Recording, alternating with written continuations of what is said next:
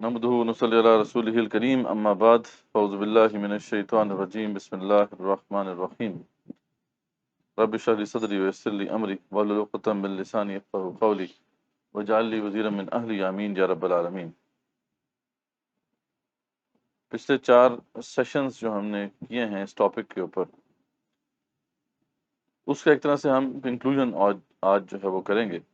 اصل میں ہم نے شروع سے دیکھا کہ وہ کون سے عوامل ہیں، وہ کون سے فیکٹرز ہیں جو قوموں کے عروج و زوال کا سبب بنتے ہیں، اور اس حوالے سے ہم نے سب سے پہلے ہسٹورینز کو دیکھا، جو بڑے بڑے ہسٹورینز ہیں، مورخین ہیں، کیونکہ وہ تاریخ جب اس کا مطالعہ کرتے ہیں اور اس کو مرتب کرتے ہیں تو ان کی بڑی گہری نگاہ ہوتی ہے کہ قومیں کیوں عروج پاتی ہیں، کیوں زوال پذیر ہوتی ہیں۔ تو ہم نے بڑے بڑے مورخین کے حوالے سے کچھ باتیں آپ کے سامنے رکھی تھیں کہ وہ کون کون سے فیکٹر جو ہیں ان کو ہائی لائٹ کرتے ہیں۔ پھر ہم نے دیکھا کہ جو اس وقت جدید دنیا ہے، کنٹمپرری ورلڈ ہے، اس میں اکانومسٹ، پولیٹیکل سائنٹسٹ یا ماڈرن ہسٹورینز کیا کہتے ہیں اس حوالے سے، انہوں نے کیا باتیں کہی ہیں اس حوالے سے، وہ آپ کے سامنے رکھی، وہ فیکٹر سامنے رکھے۔ پھر ہم نے قرآن و سنت کا ایک ڈیٹیلڈ انالیسس آپ کے سامنے رکھا تھا کہ قرآن و سنت میں وہ کون سے فیکٹرز ہیں جو ہائی لائٹ کیے گئے ہیں، آئیڈینٹیفائی کیے گئے ہیں۔ اور پھر لاسٹ سیشن میں ہم نے علامہ اقبال کا اس حوالے سے موقف آپ کے سامنے رکھا تھا کہ علامہ اقبال بھی کیونکہ اس حوالے سے ایک بڑی گہری نگاہ رکھتے تھے، ماڈرن ورلڈ کو بھی جانتے تھے اور قرآن و سنت سے بھی واقف تھے، تو انہوں نے بھی اپنی اس جو بھی ان کو فراست ملی تھی، عطا ہوئی تھی اللہ کی طرف سے، اس کی بنا پر یہ فیکٹرز یا یہ جو عوامل ہیں ان کو ہائی لائٹ کیا۔ تو آج ہم یہ دیکھیں گے کہ یہ جو فیکٹرز ہیں، تقریباً یہ 30 سے اوپر فیکٹرز ہیں جو کہ ہم نے یہاں پہ ڈسکس کیے ہیں۔ ہم یہ دیکھیں گے کہ ان کا آپس میں کیا تعلق ہے، کیونکہ ظاہر بات ہے کچھ جو ہیں فیکٹرز ایسے ہیں جو دوسرے فیکٹرز کو جنم دیتے ہیں، کچھ فیکٹرز جو ہیں دوسرے کو جو ہے وہ پیدا کرتے ہیں یا ان پہ اثر انداز ہوتے ہیں۔ تو ان کا آپس میں ریلیشن شپ کیا ہے اور وہ آرڈر کیا ہے، کس آرڈر سے ہم دیکھ سکتے ہیں کہ یہ فیکٹرز کسی بھی قوم کے اوپر اثر انداز ہوتے ہیں۔ تو اس طرح کیا ہو جائے گا کہ ہمیں یہ انالیسس کرنے میں مدد ملے گی کہ پھر سلوشن کیا ہے، پھر اس کا مطلب نکلنا کیسے ہے اس مشکل سے۔ تو اس میں کچھ تو ہم نے دیکھے تھے انٹرنل فیکٹرز ہیں اور کچھ ہیں ایکسٹرنل فیکٹرز، ٹھیک ہے، یعنی کچھ جو ہے وہ داخلی عوامل ہیں، کچھ خارجی عوامل ہیں۔ تو جو انٹرنل فیکٹرز ہیں وہ زیادہ امپورٹنٹ ہیں۔ ہم نے دیکھا کہ جتنے بھی اسکالرز جن کو ہم نے یہاں پہ ڈسکس کیا، ایون کہ قرآن مجید کو بھی ہم دیکھتے ہیں، تو یہ بات بالکل واضح ہوتی ہے کہ جو انٹرنل فیکٹرز ہوتے ہیں وہ زیادہ امپورٹنٹ ہوتے ہیں، ٹھیک ہے۔ تو اس میں سب سے پہلا جو فیکٹر یا سمجھ لیں کہ رینج آف فیکٹرز اگر ہم آئیڈینٹیفائی کریں تو وہ ہے جن کا تعلق نظریے سے ہے، کیونکہ سب سے پہلے ظاہر بات ہے نظریہ ہی خراب ہوتا ہے۔ کسی بھی قوم میں خرابی اس وقت آتی ہے جب نظریے میں خرابی آتی ہے۔ اس سے متعلق ہم نے دیکھا کہ قرآن مجید میں بھی یہ بات واضح کی گئی کہ عقیدہ جب خراب ہو گیا تو بنی اسرائیل تباہ ہو گئے، ٹھیک ہے۔ بنی اسرائیل کی اخلاقی گراوٹ، ان کے زوال کا سبب اللہ تعالیٰ نے خود بیان کیا کہ ذالک بانہم قالوا، یہ اس لیے ہوا کہ یہ کہتے ہیں کہ لن تمسنا النار الا ایاما معدودات، کہ ہمیں آگ نہیں چھوئے گی مگر گنتی کے چند دن۔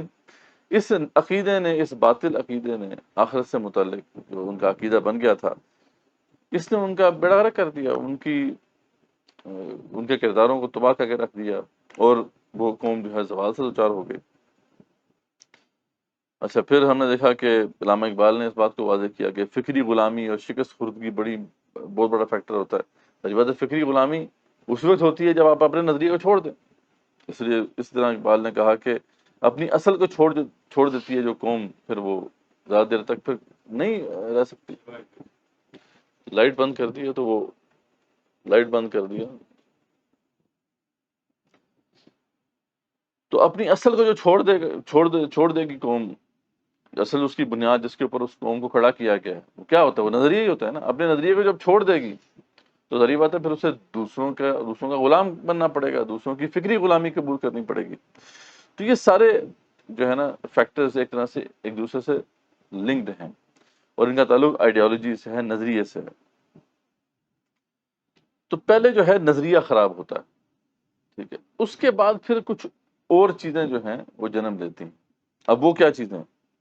جب نظریے کے اندر خرابی آ جاتی ہے تو پھر اس کے بعد جو عمل ہے اس میں بھی خرابی آتی ہے، یعنی اس قوم کا جو عمل ہے، اس کا کردار ہے، اس کے اندر بھی خرابی آ جاتی ہے۔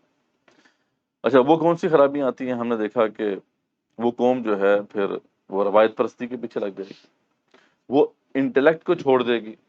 میری بات، جب تک کہ کوئی قوم جو ہے آئیڈیالوجی پہ کھڑی رہے گی، نظریے پہ کھڑی رہے گی، تو اس قوم کی تربیت، اس قوم کا مزاج وہ اسی طریقے سے پروان چڑھے گا کہ وہ آئیڈیالوجیز کو سمجھیں گے، آئیڈیالوجیز کو کاؤنٹر کرنے کا بھی جو ہے وہ ملکہ رکھیں گے، ٹھیک ہے نا، کیونکہ وہ قوم نظریے پہ کھڑی ہوئی ہے نا، تو اس قوم کے بچوں کو وہ جو ہے نظریہ سکھایا جائے گا، ان کو بتایا جائے گا کہ اس نظریے کے مد مقابل کون سے نظریات ہیں، ان کے کیا فلاز ہیں، کیا ان کے اندر کمیاں ہیں، کوتاہیاں ہیں، اور آپ کے نظریے میں کیا اسٹرینگس ہیں، ٹھیک ہے نا، یہ سکھایا جائے گا نا، تبھی کوئی قوم جو ہے وہ آئیڈیالوجی کے اوپر کھڑی رہے گی نا۔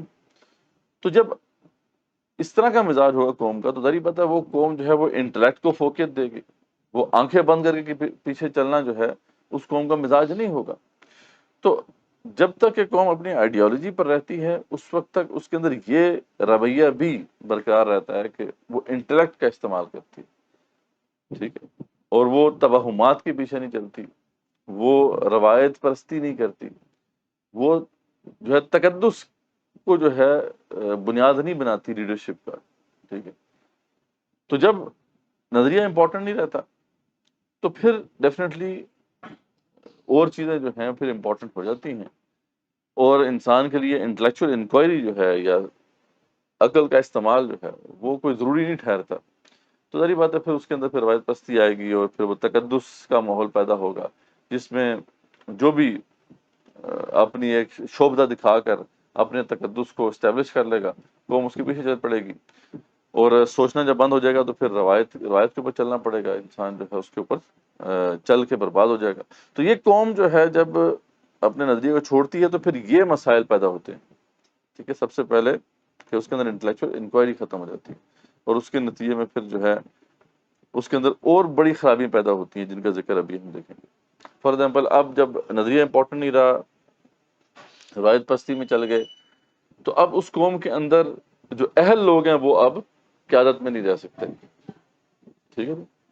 کیوں؟ کیونکہ یہاں پر تو جو لیڈرشپ ہے اس کو طے کیا جا رہا ہے تقدس کی بنا پر، یا تو پھر گدیاں چلیں گی، ٹھیک ہے جی، فلاں جو ہے بہت بڑے بزرگ تھے، اس کی آگے گدی ہے، یا تو ان کا بیٹا آ جائے گا یا ان کا کوئی مرید آ جائے گا، اور اس طریقے سے وہ گدیاں چلنا شروع ہو جائیں گی۔ ایک اہل بندہ جو ہے کسی بھی پوسٹ کے لیے اس کو وہاں پہ لگانا ممکن نہیں رہے گا۔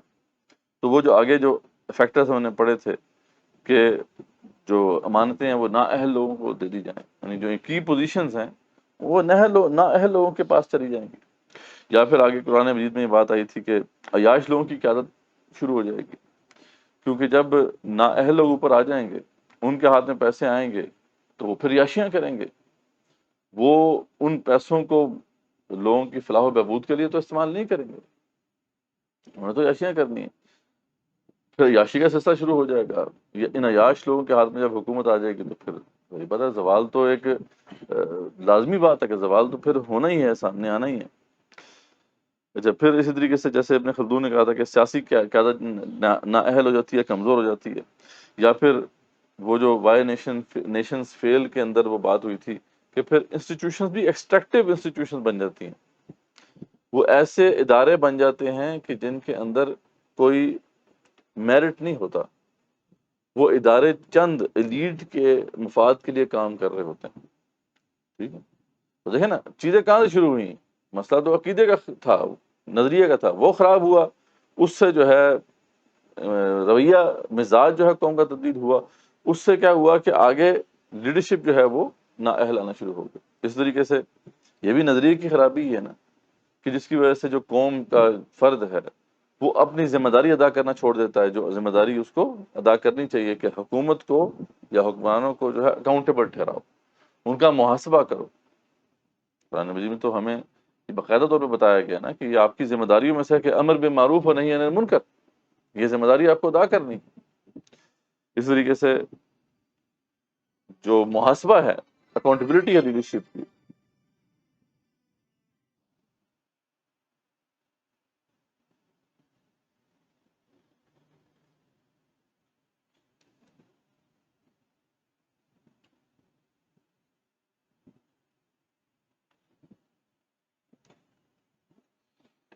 اس کی جو محاسبہ ہے لیڈرشپ کا وہ ممکن نہیں رہے گا، کیونکہ لیڈرشپ کا محاسبہ تو اسی وقت ہوگا نا کہ جب عوام کے اندر ایک شعور ہوگا اس والے سے کہ ہم نے ظالم کو ظلم سے روکنا ہے. اور یہ چیز کہاں سے آتی ہے؟ یہ نظریے سے آتی ہے نا. یہ تو ایک نظریاتی بات ہے کہ آپ نے کبھی بھی کسی کی غلامی قبول نہیں کرنی، اور جو بھی تمہارے پر ظالم اگر آ گیا تو اس ظالم کے خلاف آپ کو کھڑا ہونا ہے. ٹھیک ہے نا؟ یہ ایک نظریاتی بات ہے.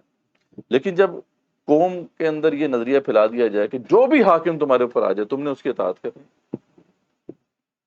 تو ظاہری بات ہے پھر لیڈرشپ کو کرپٹ ہونے سے کون روک سکتا ہے؟ پھر تو لیڈرشپ جو ہے وہ ظاہری بات ہے وہ نااہل لوگوں کے پاس ہی جائے گی. اور امت مسلمہ میں پتہ ہے آپ کو کہ بہت شروع سے یہ مسئلہ آ گیا تھا. اور دیگر ٹھیک ہے، یعنی یہاں پہ جب ظالم اوپر آ گئے تو ان کے خلاف حضرت حسین کھڑے ہوئے رضی اللہ عنہ، ان کو شہید کر دیا گیا. اور اس کے بعد یہ بات طے کر دی گئی کہ دیکھیں ان سے غلطی ہوئی تھی، وہ تو کوئی صحیح انہوں نے راستہ نہیں اختیار کیا تھا. یہ بات اسٹیبلش ہو گئی کہ جی آپ جیسا بھی حاکم آ جائے آپ کو اسے قبول کرنا ہے. تو نہ اہل لوگوں کے پاس حکومت آتی رہی. ٹھیک ہے، جہاد ختم ہو جاتا ہے، جہاد کا کانسیپٹ ختم ہو جاتا ہے جب آپ نے کسی عوام کے اندر یہ جذبہ ہی پیدا نہیں کرنا کہ انہوں نے اپنے حقوق کے لیے کھڑا ہونا ہے، ظالموں کو جو ہے اکاؤنٹیبل ٹھہرانا ہے، تو وہ پھر کدھر سے جذبہ جہاد ان کے اندر رہے گا؟ تو جہاد کا پورا جو جذبہ ہے یا ریولوشنری اسپرٹ ہے وہ قوم سے ختم ہو جائے گی، جس کا ذکر ہم نے دیکھا تھا قرآن و سنت میں واضح طور پہ ہے کہ اسلام کی تو بنیادی اس ریولوشنری اسپرٹ کے اوپر ہے. اس طریقے سے اقبال رحمۃ اللہ علیہ نے جو واضح کیا تھا کہ اجتہاد بھی ہم نے چھوڑ دیا. وہ اجتہاد انسان کب کرے گا؟ جب اس کی سوچنے کی جو کیپیبلٹیز چل رہی ہوں گی، جب وہ سوچنے کی کیپیبلٹی ہی معاف کر دی جائے، جب یہ بتا دیا جائے کہ بھئی آنکھیں بند کر کے آپ کو چلنا ہے کہ جس کے پیچھے بھی چلنا ہے، تو پھر اجتہاد تو کہیں ہو سکے گا. ٹھیک ہے، تو نہ انٹلیکچوئل انکوائری ہوگی نہ اجتہاد ہوگا. تو یہ سارے فیکٹرز آپ نے دیکھا کہ کس طرح ایک دوسرے سے لنکڈ ہو جاتے ہیں. پھر یہ سب جب چیزیں آنا شروع ہو جاتی ہیں تو آگے اور فیکٹرز جو مختلف ہسٹورینز نے بیان کیے، اسکالرز نے بیان کیے، وہ آنا ایک لازمی عمل ہے. جیسے فار ایگزامپل سیاسی عدم استحکام. جب نظریہ بنیاد نہیں رہے گا تو پھر ڈویژنز پیدا ہوں گی، جو ہے تفرقے پیدا ہوں گے. یہ تفرقہ بازی جو ہے یہ مزید ڈویژنز کا جو ہے وہ شاخسانہ ثابت ہوگی. اس کے بعد کیا ہوگا؟ سیاسی عدم استحکام ہوگا. جب فیکشنز میں قوم پوری بڑھ جائے گی تو پھر پولیٹیکل اسٹیبلٹی تو نہیں ہو سکتی. اور جب سیاسی عدم استحکام ہوتا ہے تو پھر معاشی بھی عدم استحکام ہوتا ہے. جب پولیٹیکل اسٹیبلٹی نہیں ہے تو پھر اکنامک اسٹیبلٹی بھی نہیں ہو سکتی. پھر یہ ساری چیزیں، کرپشن، سماجی مساوات کا فقدان، یہ سب چیزیں پیدا ہونا شروع ہو جائیں. ٹھیک ہے. اچھا، پھر اس کے بعد جو آخری فیکٹر ہے جن کا ذکر کچھ جو ہے وہ پولیٹیکل سائنٹسٹ اور اکانومسٹ نے کیا تھا کہ جی پھر نہ تو عوام کو ایجوکیشن ملے گی، نہ ان کو اسکل مل سکے گی، نہ ان کو ہیلتھ کیئر ملے گی، نہ ان کو جو ہے کوئی اور بنیادی جو ضروریات ہیں وہ مل سکیں گی. انفراسٹرکچر جو ہے وہ تباہ ہو جائے گا، انفراسٹرکچر ہی نہیں بچے گا. تو یہ سب چیزیں جب ختم ہو جائیں گی تو پھر قوم جو ہے وہ زوال کی انتہا تک پہنچ جائے گی. یعنی اس قوم کا پھر کوئی پرسان حال نہیں ہوگا.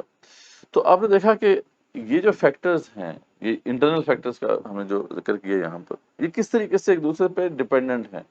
پہلے نظریے کا خرابی ہے، اس کے بعد طرز عمل کی خرابی ہے، طرز عمل سے جب طرز عمل خراب ہو گیا تو پھر انتشار ہے، اور اس کے بعد پھر جو بھی ظلم ہے جو عوام کے اوپر ہوگا، سفر کون کریں گے؟ وہ عوام کریں گے. ٹھیک. اچھا، کچھ خارجی عوامل تھے، کچھ ایکسٹرنل فیکٹرز تھے جن کا ذکر ہم نے ان 4 لیکچرز میں کیا، جس میں ایک بات کیا ہے جو بالکل واضح طور پہ ابن خلدون نے بھی اس کا ذکر کیا، اور لوگوں نے بھی ذکر کیا، کہ اگر تو نظریہ امپورٹنٹ نہیں رہے گا تو پھر آپ کے پاس دوسری چیز چاہیے جو آپ کو اسٹرانگ رکھنے کے لیے، وہ عصبیہ ہے، ٹھیک ہے نا، اسپا یا عصبیہ، یہ بڑی امپورٹنٹ چیز ہوتی ہے۔ جیسے اب ایرانیز جو تھے ان کے پاس ایرانی عصبیت ہے تو اس نے ان کو بچا لیا، ترکوں کے پاس ترک عصبیت ہے، یعنی کوئی نیچرل جو آئیڈینٹی ہوتی ہے نا آپ کی، وہ پھر آپ کی غالب آ جاتی ہے۔ جب آپ کی نظریاتی آئیڈینٹی نہیں رہتی تو پھر نیچرل آئیڈینٹی جو کہ فطری طور پہ موجود ہے آپ کی ایک آئیڈینٹی، وہ غالب آ جاتی ہے۔ تو افغانستان میں افغان جو آئیڈینٹی ہے وہ غالب آ گئی، تو افغانستان بھی بہرحال اسی لیے دیکھیں نا مضبوط رہا۔ مطلب اب یہ تو اب آپ انالیسس کریں گے تو آپ کو پتہ چلے گا نا کہ وہاں جو اسٹرگل چلتی رہی اس میں اسلام کا عنصر کتنا تھا، اور وہ جو اخوان عنصر ہے وہ کتنا تھا، اخوان نیشنلزم کا عنصر کتنا تھا۔ آپ دیکھتے ہیں کہ اسلام کا عنصر تو ٹھیک طالبان کے پاس تھا کچھ، لیکن جو ریزسٹنس چلتی رہی ہے اس کے اندر تو افغان نیشنلزم ہے نا، تو ان کے پاس کوئی نہ کوئی تو بنیاد ہے جس کے اوپر وہ متحد ہو سکتے ہیں۔ اسے کہا جاتا ہے سوشل کوہیژن کی کوئی بنیاد ہونی چاہیے، یعنی سماجی ہم آہنگی جو ہے اس کی کوئی بنیاد ہونی چاہیے نا، کوئی گلو تو ہونی چاہیے جو لوگوں کو ایک دوسرے سے جوڑ کے رکھے۔ اسے سینٹریپیٹل فورس بھی کہا جاتا ہے، ٹھیک ہے نا، سینٹریپیٹل فورسز اور سینٹریفیوگل فورسز کہا جاتا ہے، دو قسم کی فورسز ہوتی ہیں، پولیٹیکل سائنس میں اس کا ذکر ہوتا ہے، یعنی وہ کون سے عوامل ہیں جو قوم کو متحد کرتے ہیں اور وہ کون سے عوامل ہیں جو قوم کو منتشر کرتے ہیں۔ تو سب سے جو پاورفل گوند ہوتی ہے نا کسی قوم کو جوڑنے کے لیے، سب سے پاورفل گلو ہوتی ہے، وہ نظریہ ہوتا ہے، آئیڈیالوجی ہوتی ہے، کیونکہ آئیڈیالوجی جو ہوتی ہے وہ مختلف نسلوں کو، مختلف مذاہب کو ایک جگہ پہ اکٹھا کر سکتی ہے، ٹھیک ہے نا؟ لیکن جب وہ نظریاتی جو بنیاد ہے وہ ختم ہو جاتی ہے تو پھر نیچرل آئیڈینٹیز جو ہیں وہ سر اٹھانا شروع کرتی ہیں، جیسا کہ پاکستان میں آپ کو واضح طور پہ نظر آتا ہے۔ دیکھا نا، یہاں پہ تو ایک عصبیت تو ہے ہی نہیں، یہاں تو جو پٹھان ہے وہ علیحدہ ہیں، بلوچی ہے وہ علیحدہ ہیں، سندھی علیحدہ ہیں، پنجابی علیحدہ ہیں، یعنی یہاں پہ اگر نظریہ نہیں بنیاد بنے گا تو اور کوئی بنیاد ہمارے پاس ہے بھی نہیں، ٹھیک ہے نا؟ یعنی یہاں سینٹریپیٹل فورس اسلام ہی ہے، نظریہ توحید ہی ہے، اس کو ہم ختم کرتے ہیں تو پھر ساری سینٹریفیوگل فورسز ہی ہیں، یعنی اب آگے پھر وہ تو صرف ڈنڈا ہوتا ہے، وہ جو آرمی کا ڈنڈا ہے جو کہ جس نے جب جو ہے وہ سنبھال کے رکھا ہوا ہے، لیکن یہ ڈنڈا زیادہ دیر تک نہیں چل سکتا، نظریاتی طور پہ کوئی سماجی ہم آہنگی کی بنیاد ضرور ہونی چاہیے۔ تو اب ترکوں کا میں نے بتایا کہ مسئلہ نہیں ہے، وہ کیونکہ ایک مطلب ترک لینگویج بھی ہے، وہ ترکی ان کا ایک بیک گراؤنڈ بھی ہے، نسل بھی ہے، اس لیے آپ دیکھتے ہیں ان کے ہاں وہ جو اس سائڈ پہ جو ان کی وہ کردوں کے ساتھ معاملہ چلتا ہے، اور اس طرح کی ملٹیپل ایتھنیسٹیز جہاں پر ہیں وہاں پہ کانفلکٹس ہیں ان کے، لیکن جہاں پہ وہ ترک مطلب جو ہے وہ ترکی نسل لوگ جو ہیں یا ترکی بولنے والے لوگ رہتے ہیں تو وہاں پہ بہرحال ان کو اتنا بڑا مسئلہ نہیں، اسی طرح ایران کو اتنا بڑا مسئلہ نہیں ہے، سارے ایرانی بولتے ہیں، ٹھیک ہے جی، سارے ایرانین ہیں، پھر وہ جغرافیہ بہت پرانا ہے، چائنیز کو مسئلہ نہیں ہے، ٹھیک ہے، ان کے پاس بھی ایک بڑی زبردست بنیاد موجود ہے، رشینز کو مسئلہ نہیں ہے، وہ صدیوں سے ہزارہ سال سے وہ وہاں پہ بستے ہیں۔ تو عصبیہ جو ہے وہ ایک ایکسٹرنل فیکٹر ہے، یعنی ابن خلدون نے کہا تھا نا کہ جب عصبیہ آپ کے پاس اسٹرانگ نہیں ہے تو پھر وہ قوم جو ہے زیادہ دیر تک نہیں چل سکتی۔ اب ہمارے پاس جو ہے پاکستان کا دیکھیں تو کوئی عصبیہ ایسی نہیں ہے کہ جو ہمیں باندھ کے رکھ سکے، تو یہ پھر ایکسٹرنل فیکٹرز ہیں نا، یعنی انٹرنل فیکٹر جب ہمارے سارے ویک ہو جائیں گے، ہم ان پہ فوکس نہیں کریں گے تو پھر ایکسٹرنل فیکٹر جو ہے وہ اپنا رول ادا کریں گے۔ اب یہ بات تو ایک فیکٹ ہے نا، اس پہ تو کوئی ڈینائی نہیں کر سکتا کہ ہمارے پاس کوئی اس کے علاوہ نظریے کے علاوہ کوئی ایسی بنیاد تو ہے نہیں جو کہ ہمیں باندھ کے رکھے۔ جب ہم نے اس نظریے پہ کام نہیں کیا اور وہ سارے مسائل پیدا ہو گئے تو پھر یہ جو فیکٹر ہے یہ اب ہمارے اوپر جو ہے اثر انداز ہو رہا ہے۔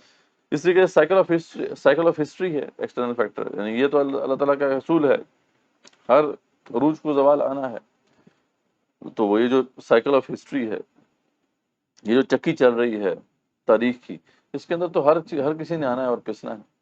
تو جب انٹرنلی ہم اسٹرانگ نہیں ہوں گے تو یہ سائیکل آف ہسٹری جو ہے زیادہ برے طریقے سے آپ کو کچل دے گا، وہ کچلتا ہے۔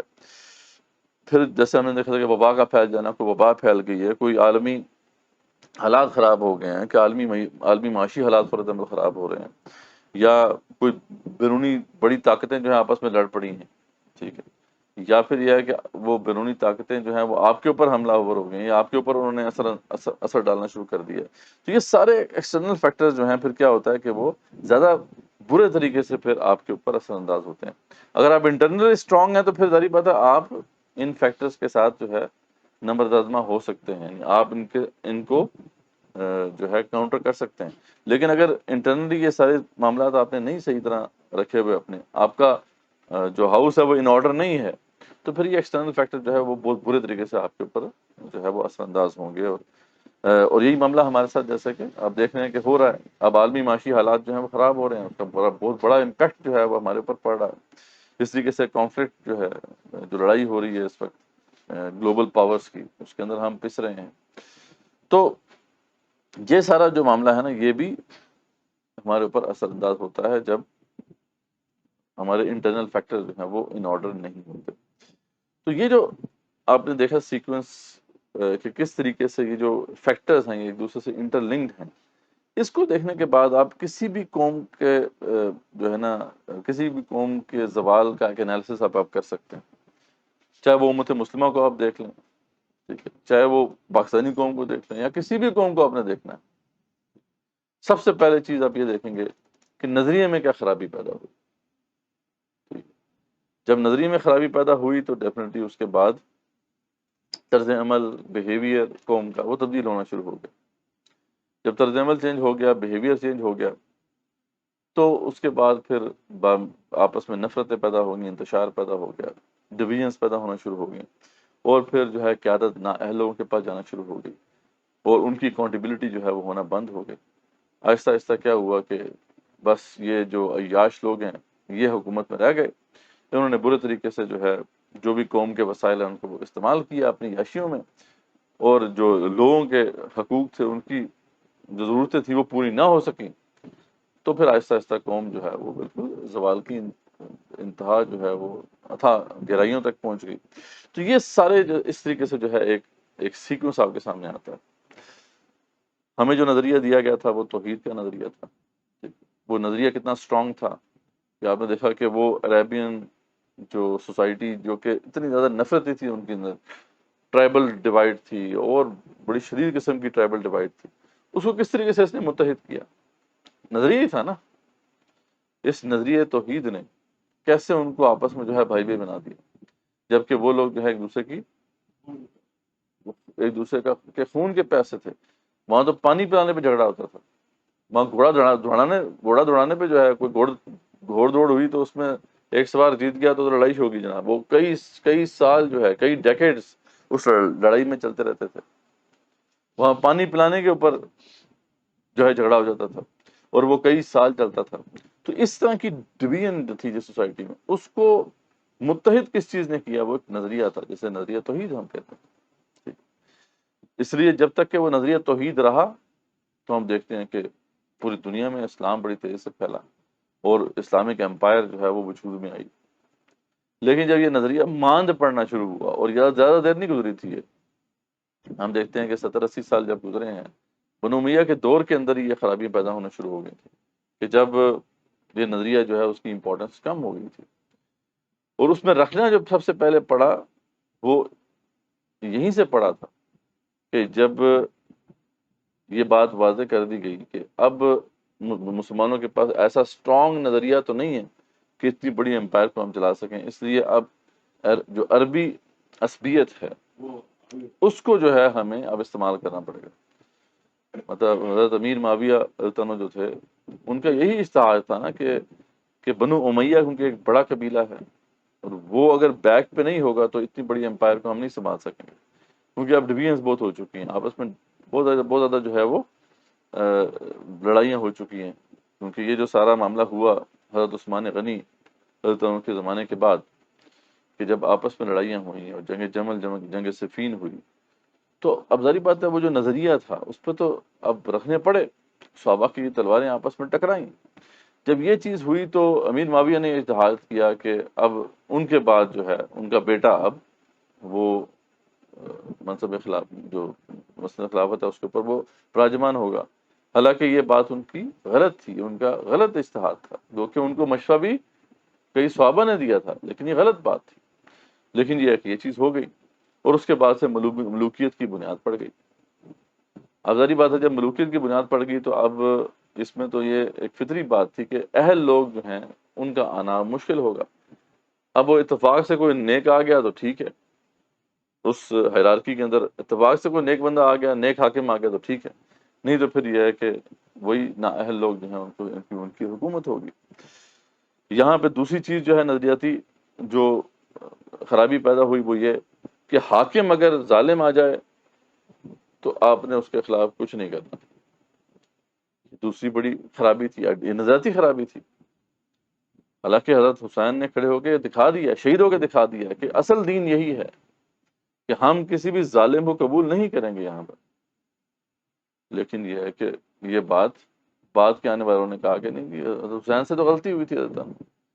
تو جب حضرت حسین جو کہ سمبل آف ریزسٹنس تھے ان کو کہہ دیا گیا کہ ان سے غلطی ہو گئی ہے، خاص طور پہ اہل سنت کے اندر یہ بات رہی، تو ہمارے اندر سے وہ جذبہ ہی ختم ہو گیا کہ ہم نے حکمرانوں کی اکاؤنٹیبلٹی کرنی ہے. اس لیے جو بھی آ گیا اس کو ہم نے قبول کرنا شروع کر دیا. ٹھیک ہے، وہ الگ بات ہے کہ یہاں کے جو اسکالرس تھے، علماء تھے، وہ باضمیر تھے، وہ ان لیڈرز کو نہیں چھوڑتے تھے، ان کو جوڑ کے رکھتے تھے، جس کی وجہ سے جو ہے ہماری یہ جو جو گاڑی ہے یہ پٹری سے اتری نہیں. یعنی یہ ملوکیت کی بے لگام گاڑی تھی جس کو علماء حق نے جو ہے لگام ڈال کے رکھا. یہ تو ان کا سمجھ لیں کہ بہت بڑا کارنامہ ہے. لیکن یہ ہے کہ یہ بات جب شروع سے اس کے اندر خرابی آ گئی تو پھر یہ ہے کہ یہ زوال کا سلسلہ وہیں سے شروع ہو گیا تھا. پھر اس کے بعد جب یہ اکاؤنٹیبلٹی لیڈرشپ کی ختم ہوئی تو آپ دیکھتے ہیں کہ وہ انتشار پیدا ہونا شروع ہو گیا، ڈویژنس پیدا ہونا شروع ہو گئے. پھر ہم نے دیکھا کہ بنو امیہ، بنو ہاشم، ان کی جو ہے لڑائی، منافرت جو ہے اسی کی وجہ سے آپ کو پتا ہے پہلے بنو امیہ کے پاس خلافت تھی، بعد میں جو ہے یہ بنو عباس کے پاس چلی گئی. اور اس کی وجہ یہی تھی کہ ان دونوں کی جو پرانی ٹرائبل ڈیوائڈ تھی وہ دوبارہ سے پوری طریقے سے زندہ ہو چکی تھی اور آپس میں نفرتیں پیدا ہو چکی تھیں. کہاں پہ اسلام کا وہ نظریہ کہ بھئی کوئی یہاں پہ تو کسی قبیلے ہو کسی کے دوسرے قبیلے پر کوئی فوقیت حاصل نہیں، نہ کسی کالے کو گورے پر کوئی فوقیت حاصل ہے، نہ کسی اجمی کو غربی پر کوئی فوقیت حاصل ہے. کہاں پہ وہ نظریہ تھا، لیکن کہاں پہ یہ بات ہو گئی کہ جی بنو امیہ زیادہ بہتر ہے اور بنو ہاشم زیادہ بہتر ہے. ٹھیک ہے، ڈویژنس پیدا ہونا شروع ہو گئے. اگر آگے گئے تو پھر وہی اجمی اور عربی ڈیوائڈ شروع ہو گئی. ٹھیک ہے، کیونکہ یہ سارے عربی نسل تھے، اور بعد میں جب مسلمانوں کی ایکسپینشن ہوئی ہے حکومت کی اور بہت سے اجمی بھی اب اسلامک امپائر کے تحت آ گئے، تو حالانکہ وہ زیادہ کیپیبل تھے. آپ نے دیکھا کہ جتنے بھی بعد میں اجمی آئے ہیں، جس میں خاص طور پہ پرشینز آئے ہیں، انہوں نے تو بہت خدمت کی ہے دین کی. آپ یہ دیکھ لیں گے جتنے بھی تھے، امام بخاری، امام مسلم وغیرہ، یہ سارے یہ اجمی تھے. انہوں نے جو دین کی خدمت کی، دین کو سپورٹ کیا. پھر ان کی یہ جو بڑی بڑی عربین ڈائنسٹیز تھیں، ان کے جو آفیسز جو سنبھالے ہوئے تھے سارے اجمیوں نے سنبھالے ہوئے تھے. بعد میں ترک آئے، انہوں نے پھر اس کو سنبھالا. بالکل جب عربوں سے بالکل یہ معاملہ سنبھلا ہی نہیں تو بعد میں پھر یہ اجمی کھڑے ہوئے ہیں نا. یہ جو تھے صلاح الدین ایوبی، یہ کون تھے؟ کرد تھے. ٹھیک، تو یہاں پہ تو امت مسلمہ کا کمال ہی یہ تھا، اس کے اندر تو کوئی اجمی جو ہے عربی کے اوپر، عربی جو ہے وہ اجمی کے اوپر کوئی فوقیت نہیں رکھتا.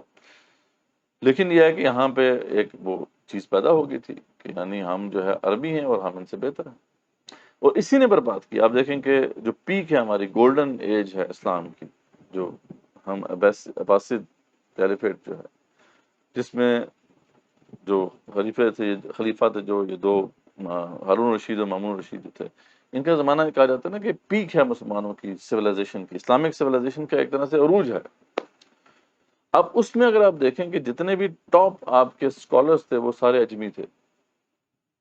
جتنے بڑے بڑے ٹرانسلیٹرز تھے، یعنی جو نالج کو ٹرانسلیٹ کیا گیا نا عربی میں، پوری دنیا کا جو ہے علم لا کے عربی میں اس کو ٹرانسلیٹ کیا گیا، اس کے زیادہ تر جو تھے وہ اجمی تھے، زیادہ تر ایرانینز تھے، پرشینز تھے.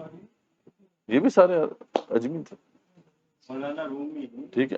پھر ایک بہت بڑا خاندان جسے برمکی خاندان کہتے ہیں، یہ عباسد کیلیفیٹ میں یہ بہت سٹرونگ خاندان تھا، وہ بڑا ذہین خاندان تھا، انہوں نے بہت زیادہ نظام سنبھالا ہوا تھا، لیکن بعد میں وہی ہوا، دل میں وہ نفرتیں پیدا جب ہوئیں تو خود جو ہے ان لوگوں نے جو ہے اس پورے خاندان کو برباد کیا، ان کے بندوں کو جو ہے وہ شہید کیا. تو یہ جو عربی اجمی ڈیوائڈ تھی، یہ دوسری بڑی ڈیوائڈ پیدا ہوئی، جو بعد میں جا کے جس نے پھر بہت زیادہ مسئلہ پیدا کیا. اور ایک ڈیوائڈ جو کہ شروع سے پیدا ہو چکی تھی اور آج تک جو ہے ہمیں جس نے ہلا کے رکھا ہوا ہے، وہی شیعہ سنی کی ڈیوائڈ، ٹھیک ہے. تو اتنی ڈیوینس پیدا جب ہو جائیں کسی بھی قوم کے اندر تو ظاہر بات ہے پھر اس کا زوال کا سلسلہ جو ہے وہ آگے بڑھتا جائے گا. تو وہی دیکھیں، نظریہ خراب ہوا، نظریہ خراب ہونے کے بعد جو ہے طرز عمل رویہ چینج ہوا قوم کا، اس کے اندر کچھ خرابیاں آئیں جس کی وجہ سے کیا ہوا کہ یہ ڈویژنس پیدا ہونا شروع ہو گئی، اور یہ ڈویژنس پہ مزید مستحکم سے مستحکم ہوتی چلی گئیں. اور یہ کانسیپٹ کیونکہ ختم ہو گیا کہ لیڈرشپ کی ہم نے اکاؤنٹیبلٹی نہیں کرنی ہے، یہ اصول طے کر دیا گیا کہ لیڈرشپ کی اکاؤنٹیبلٹی جو ہے ہم نے نہیں کرنی ہے، چاہے وہ ظالم ہی کیوں نہ ہو، جب تک کہ وہ واضح کفر نہ کرے. اب واضح کفر کون کرے، وہ تو مزار مسلمان ہی تھے، تو جب تک کہ وہ واضح کفر نہیں کرتا آپ نے اس کی اطاعت کرتے رہنا. تو اس طرح سے چلتا رہا اور بگاڑ پیدا ہوتا رہا. بعد میں سیاسی عدم استحکام اور یہ سب چیزیں ہوتی رہیں، بری گورننس، کرپشن، یہ ساری آتی رہی، ٹھیک ہے. وہ الگ بات ہے کہ جب ایک ڈائنسٹی تباہ ہوتی تھی اللہ تعالیٰ پھر کچھ لوگوں کو کھڑا کر دیتے تھے. جب یہاں پہ عربوں سے کچھ نہیں ہو رہا تھا تو اللہ تعالیٰ نے کردوں کو کھڑا کر دیا، صحابہ نجوبی کھڑے ہوئے اور انہوں نے جو بھی صلیبی جنگیں تھیں ان کے مقابلے میں کھڑے ہوئے، وہ مقابلہ کیا کروسیڈز کا. ادھر جو ہے ہم دیکھتے ہیں کہ ترک کھڑے ہو گئے، وہ تین بڑی ڈائنسٹیز انہوں نے جو ہے اسٹیبلش کی. ترکان تیموری ادھر انڈو پاکستان اور اس علاقے کے اندر، یہ جو مغلز تھے، یہ ترکان تیموری بیسیکلی ان کا جو اصل جو ہے اوریجن تھا وہ ترکی تھا نا، تو یہ ترکان تیموری کہلاتے ہیں. اس طریقے سے ترکان سلجوکی کھڑے ہوئے سینٹر میں، اور پھر مصر اور یہ جو آس پاس کا علاقہ تھا، اور پھر جو ہے ترکان عثمانی کھڑے ہوئے جنہوں نے بہت بڑی ڈائنسٹی جو ہے اس کی بنیاد ڈالی ہوئی. یہ بھی سارے اجمی تھے. لیکن اس کا مطلب یہ ہے کہ جو لوگ علماء جو تھے نا وہ صحیح اسلام پیش کر رہے تھے. علماء نے وہ ڈویژنس قبول کر کے وہ والا دین پیش کرنا نہیں شروع کیا تھا. اگر وہ شروع سے وہ والا دین پیش کر رہے ہوتے علماء اسکالرز، تو ظاہر بات ہے پھر بعد میں نہ تو صلاح الدین ایوبی پیدا ہوتے، نہ ہی بعد میں پھر یہ ترکان عثمانی اور ترکان سلجوکی اور ترکان تیموری یہ سارا سلسلہ شروع ہوتا. اس کا مطلب یہ بالکل واضح نظر آتا ہے کہ جو دین تھا، جس کے کسٹوڈینس تھے علماء اسکالرز، وہ صحیح دین پیش کر رہے تھے. وہ نہ تو اجمی والا دین پیش کر رہے تھے، نہ عربی والا دین پیش کر رہے تھے، نہ شیعہ والا، نہ سنی والا، ٹھیک ہے، نہ ہی وہ جو تھا وہ بنو ہاشم والا اور بنو امیہ والا پیش کر رہے تھے. وہ دین محمد صلی اللہ علیہ وسلم والا پیش کر رہے تھے. اس لیے جو بھی اس کو سمجھتا تھا وہ انسپائر ہوتا تھا، کھڑا ہوتا تھا کہ یار ٹھیک ہے اب مجھے یہ ذمہ داری ادا کرنی. تو اس طریقے سے یہ سارے عوامل جو ہیں، فیکٹر جو ہیں، وہ اثر انداز ہوتے گئے، یہاں تک کہ پھر جو ہے ہم بالکل اپنے آخر میں خلافت عثمانیہ کے اختتام تک پہنچتے ہیں. اس کے بعد سے اب تک کا جو زمانہ ہے وہ ہمارے زوال کی سمجھنے کی بالکل گہرائی ہے کہ ہم بالکل براہ راست اب ان کی غلامی میں چلے گئے. وہ الگ بات ہے کہ جب یہ دو ورلڈ وارز ہوئیں تو ہمیں کچھ بریدنگ سپیس ملی، ہم وہاں سے آزاد ہو کے کچھ نہ کچھ آزادیاں ہمیں مل گئیں، آزاد مملکتیں پیدا ہو گئیں. ورنہ تو یہ ساری کے سارے جو مسلم لینڈز تھے، مسلم علاقے تھے، یہ سب کے سب ڈائریکٹلی جو ہے ان کلونیل پاورز کے تحت آیا کرتے تھے، ان کے باقاعدہ غلام تھے. لیکن وہ الگ بات ہے کہ ہمیں آزادیاں تو مل گئی لیکن ذہنی آزادی ابھی تک نہیں ملی. ذہنی طور پہ ابھی بھی ہم انہی کے غلام ہیں. اور دوسرے طریقے سے بھی انہوں نے غلامی کا جو اوپر جو ہے ہمارے اوپر لگایا ہوا تھا وہ کفل، وہ توڑا نہیں تھا انہوں نے، ٹھیک ہے، وہ اس کا طریقہ کار چینج کر دیا تھا. جیسا کہ ہم دیکھتے ہیں کہ آئی ایم ایف کے ذریعے سے، ورلڈ بینک کے ذریعے سے، یہ جو مختلف ٹولز انہوں نے بنا دیے، اس کے ذریعے سے آج تک جو ہے ہم غلام ہیں، اس غلامی سے نکل نہیں پا رہے.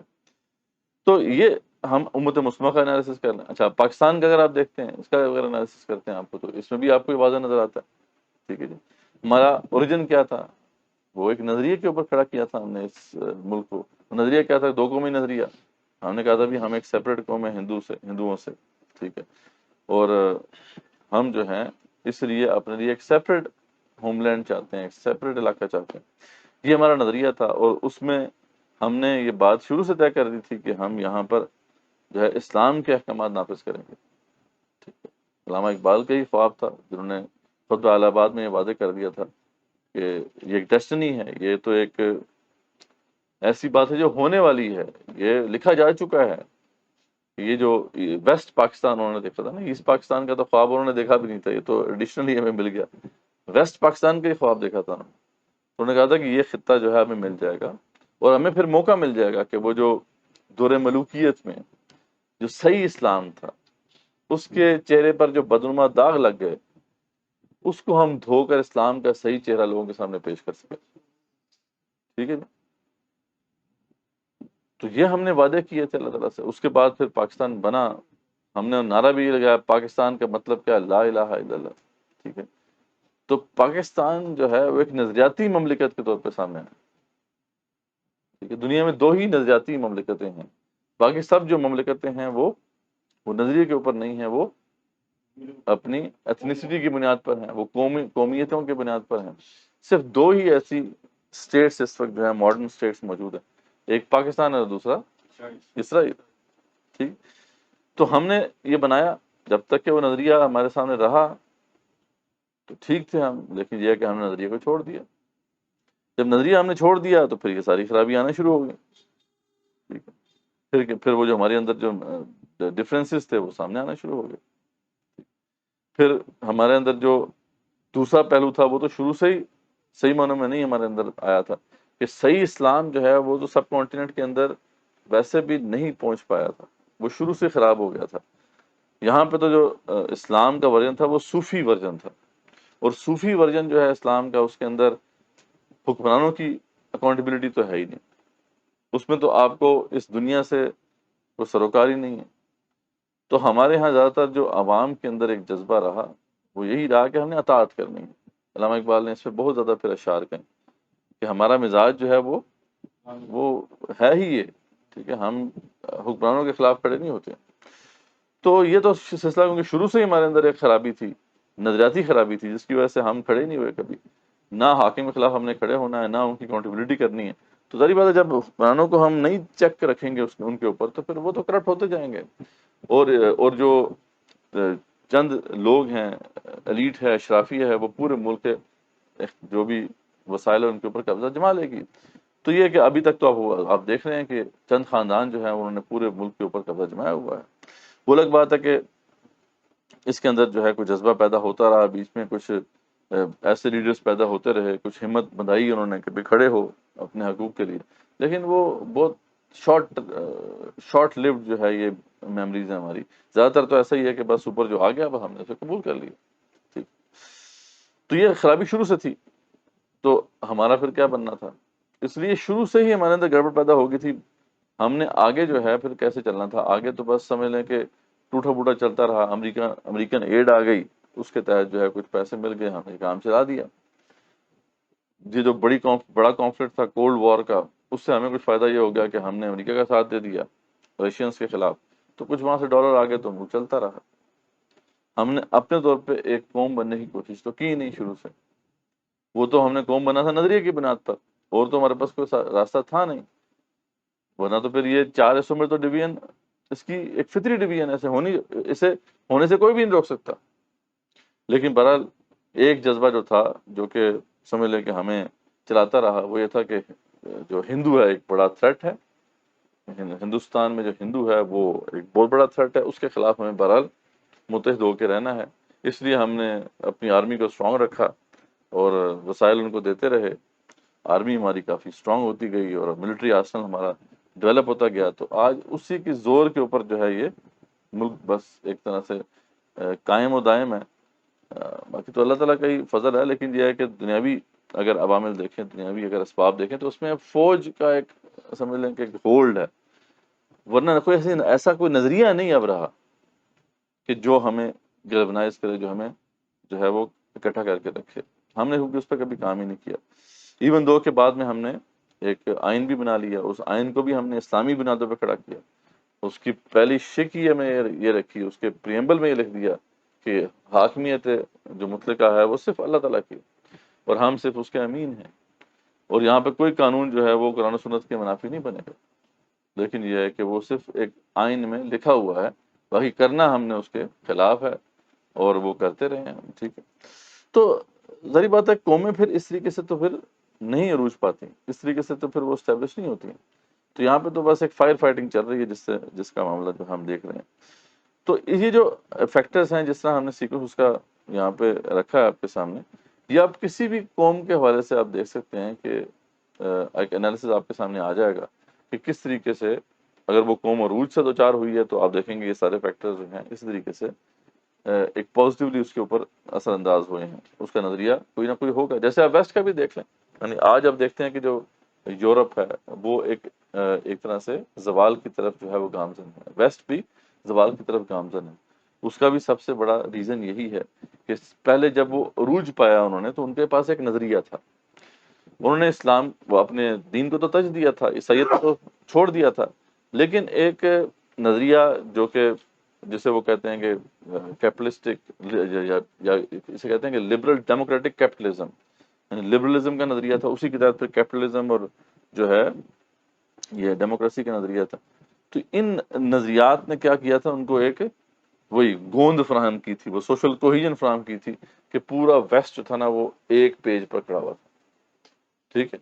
اس لیے آپ دیکھتے ہیں کہ انہوں نے ایک گلوبل آرڈر قائم کر دیا تھا، لیکن کیا ہوا کہ انہی کے اندر پھر وہ لوگ پیدا ہوئے کہ جنہوں نے ان نظریات کی بنیادوں کو ہلا کے رکھ دیا، یعنی ان کو اپنی اس نظریاتی سپرمیسی جو تھی اس کا اتنا زوم تھا کہ آپ دیکھتے ہیں کہ وہ کتابیں جو لکھی گئی ہیں 20th سینچری کے اینڈ میں کہ جناب یہ لاسٹ مین اب آ گیا، ٹھیک ہے جی، end of history and the last man, جو فوکویاما نے کتاب لکھی تھی کہ کیپٹلزم جو ہے نا یہ تو اب انسان کی جو سوچ کا جو ارتقا ہونا تھا نا جہاں تک، وہ اس کا جو کلائمیکس ہے وہ کیپٹلزم ہے، بس اب اس کے آگے اور کوئی نظریہ نہیں بچے گا، یعنی اس زوم سے جو ہے وہ بات کر رہے تھے۔ یا لبرلزم کے بارے میں ان کا نظریہ تھا کہ بس یہ آخری بات ہے جو ہم جہاں تک پہنچ چکے ہیں۔ سوشلزم کو تو انہیں مات دے دی تھی نا، سوشلزم کو تو انہیں مات دے دی تھی۔ اصل میں جو 20ویں صدی کے اندر جو اصل جنگ چھڑی ہے وہ دو نظریات کی جنگ تھی۔ مسلمانوں کا تو نظریہ کہیں پہ بچا نہیں تھا نا، ہم تو غلام ہی ہیں، اس پوری صدی میں ہم غلام رہے، لیکن دو بڑے نظریات کا ٹکراؤ ہے جو آپس میں ہوا، ایک وہی کمیونزم تھا اور دوسری طرف جو ہے یہ کیپٹلزم تھا۔ تو ان دونوں کا آپس میں ٹکراؤ ہوا ہے جو ہم نے دیکھا، یہ نظریاتی جنگ تھی، اسی کی بنیاد پر پھر کولڈ وار ہے جو کہ باقاعدہ وار جو ہے اس دنیا میں جو ہے لڑی گئی۔ لیکن 20th سینچری کے اینڈ تک تو ویسٹ جو تھا وہ فتح یاب تھا نا، انہوں نے دیکھ لیا کہ رشیا USSR کے ٹکڑے کر دیے انہوں نے پکڑ کے، ویسٹ اور ایسٹ جرمنی وہ جو برلن وال جو تھی ختم، ٹھیک ہے جی۔ اور پھر جو نظریاتی طور پہ دیکھیں تو کمیونزم جو تھا وہ خود جو کمیونسٹ نیشنز تھی انہوں نے چھوڑ دیا اس کو، وہ بھی کیپٹلزم کی طرف آ گئے۔ تو ان کا تو یہ بنتا تھا کہ دعویٰ کریں کہ ہم نے تو پوری دنیا کو تخت و تاراج کر لیا، ہمارا نظریہ بھی سب سے زیادہ جو ہے وہ جو سپریم نظریہ ہے، ہماری جو تہذیب ہے سب سے زیادہ سپریم تہذیب ہے۔ لیکن اللہ کا بہرحال وہ جو ہے نا خون اسرائیل بھی آ جاتا ہے آخر جوش میں، توڑ دیتا ہے کوئی موسیٰ طلسم سامری۔ تو جب اس طرح کا تکبر کوئی کرتا ہے تو پھر اللہ چھوڑتا نہیں ہے۔ تو اللہ تعالیٰ نے پھر ان کے اندر ہی پھر وہ لوگ پیدا کیے جنہیں وہ ہم کہتے ہیں پوسٹ ماڈرنسٹ کہتے ہیں، انہوں نے پھر ان کے نظریات کی دھجیاں بکھیر کر ایک ایک نظریے کو پکڑ کے جو ہے اس کے لوپ ہولز واضح کیے اور ان کی بنیادیں ہلا کے رکھ دی۔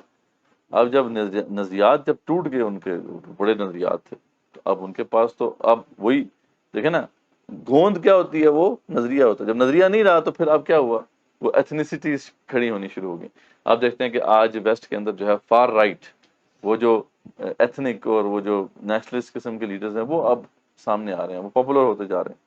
اور یورپ کے اندر ایک انتشار کی کیفیت ہے۔ آپ دیکھیں کہ وہ جو برٹن ہے وہ نکل گیا، بریگزٹ جو تھا، اچھا اس طرح گریس والے بھی کہہ رہے تھے کہ ہم نے بھی ایگزٹ کرنا ہے یورپین یونین سے۔ اس طرح ہر نیشن یہ سوچ رہی ہے کہ بھئی ہم اپنے بارے میں ہم سوچیں گے، ہم نے کوئی باقیوں کا ٹھیکہ تو نہیں لیا ہوا۔ اور یہ بات تو ہے کہ وہ یورپ تو ہمیشہ سے جو ہے وہ ملٹیپل وہ ایتھنیسٹیز کا ایک طرح سے مجموعہ ہے، اس میں تو وہی ٹرائبل ڈیوائڈ بھی ہے، ایتھنک ڈیوائڈ بھی ہے، وہ تو بہت ڈیوائڈڈ ایک سوسائٹی تھی. تاریخ انسانی میں کبھی بھی جو ہے وہ متحد نہیں رہے، الا یہ کہ جب عیسائیت ان کے اندر آ گئی، جب کانسٹنٹین جو تھا اس نے عیسائیت قبول کر لی، تو عیسائیت نے ان کو وہ ایک بنیاد فراہم کی تھی کہ وہ اکٹھے ہو گئے تھے. کچھ بھی نہیں، اس سے پہلے چھوٹی چھوٹی آپ دیکھیں گے وہاں کیسز آپ کو ملتے ہیں، چھوٹی چھوٹی، یعنی ان کی جانیں چھوٹی چھوٹی سلطنتیں تھیں، ڈارک ایجز میں تھے. تو ان کو عیسائیت نے جو ہے نا ایک طرح سے وہ یونیفائی کیا تھا، اور کروسیڈز بھی عیسائیت نے، کروسیڈز جو تھی، کروسیڈز جو ہیں اس کی بنیاد عیسائیت تھی. اگر عیسائیت نہ ہوتی تو وہ یہ کبھی بھی اتنی بڑی پاور نہ بن پاتے. لیکن عیسائیت کو جب چھوڑ دیا تو ان کو بڑا نظریہ ملا، اور اس نظریے کو انہوں نے بنیاد بنا کر ایک بڑی گلوبل تہذیب کھڑی کی. لیکن اب وہ نظریہ جو ہے وہ بکھر چکا ہے، اس لیے اب جو ہے مغرب کے اندر آپ کو دیکھتے ہیں کہ ایک انتشار کی کیفیت نظر آ رہی ہے. تو وہی اب اگلے معاملات کیا ہیں کہ جیسے ہی وہ نظریاتی ڈیوائڈ ختم، نظریہ جو ہے وہ کمزور پڑے گا، تو آگے فیکشنز جو ہیں وہ بننا شروع ہو جائیں گی، انتشار پیدا ہو جائے گا. جب انتشار پیدا ہو جائے گا، جب سیاسی عدم استحکام ہوگا تو معاشی عدم استحکام ہوگا. اس لیے آپ دیکھتے ہیں کہ ویسٹ کے اندر یا خاص طور پہ یورپ کے اندر آپ کو ایک اکنامک کرائسس کی کیفیت نظر آ رہی ہے. پھر جو ان کے یہ معاملات تھے، یہ بڑے واضح ان کے اصول تھے کہ لیڈر کو وہ اکاؤنٹیبل ٹھہراتے تھے، جو بھی لیڈر آتا تھا اس کو اکاؤنٹیبل ٹھہراتے تھے.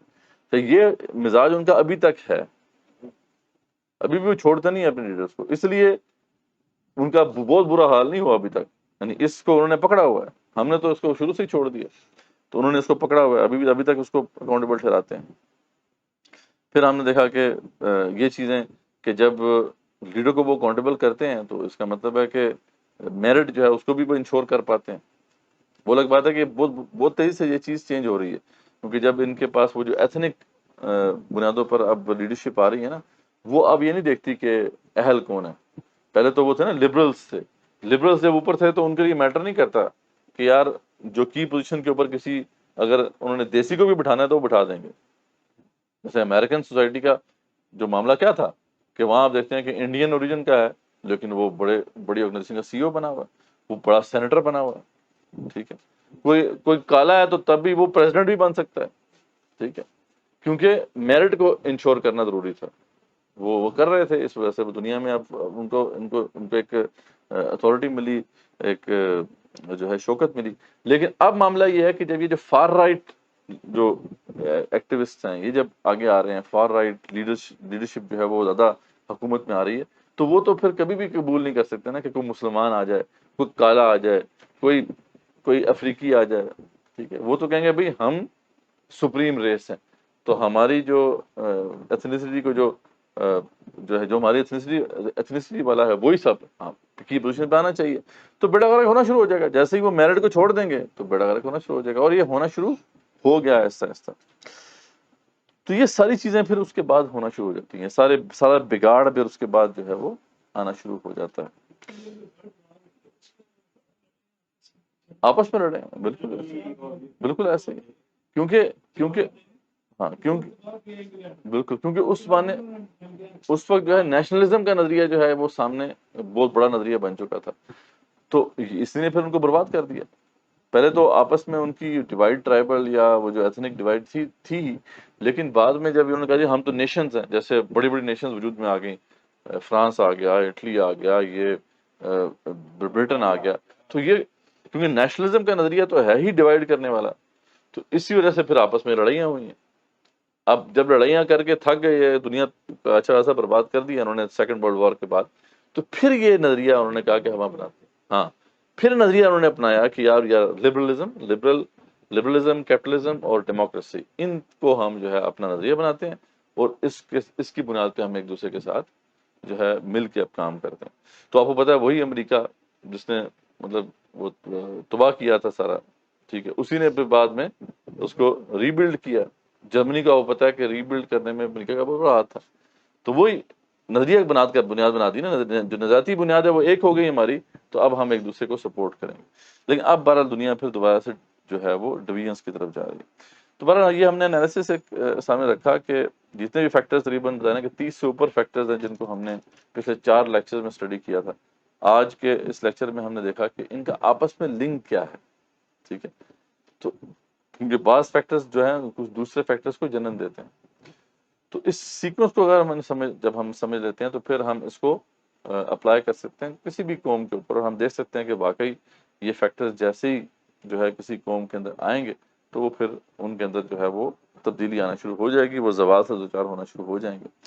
اور امت مسلمہ کا بھی ہم نے ایک مختصر انالیسس کیا کہ کس طریقے سے جو ہے یہ فیکٹر جب امت مسلمہ کے اوپر حاوی ہوئے تو اس کے اندر جو ہے ڈیوائڈ آنا شروع ہوگی، اور آہستہ آہستہ جو ہے ہم اس مقام پہ پہنچے کہ آج ہم نہ تو ہمارے پاس کوئی حکومت ہے، نہ ہی ہمارے پاس کوئی آئیڈیولوجیکل سپیریورٹی ہے، ہم اب ذہنی طور پہ بھی غلام ہیں، اور ویسے بھی اب جو ہے دیکھ لیں کہ آئی ایم ایف اور ورلڈ بینک کے ذریعے سے انہوں نے ہمیں غلام بنایا ہوا ہے۔ تو یہ فیکٹرز جو ہیں ہم نے اس اینگل سے دیکھے۔ انشاءاللہ اب جو اگلے لیکچرز ہوں گے ان کے اندر ہم اب تفصیل سے اس پہ بات کریں گے کہ اس سے نکلنے کی صورت کیا ہے، یعنی امت مسلمہ جو ہے اس کو ہم اب کیسے اس زوال سے نکال سکتے ہیں۔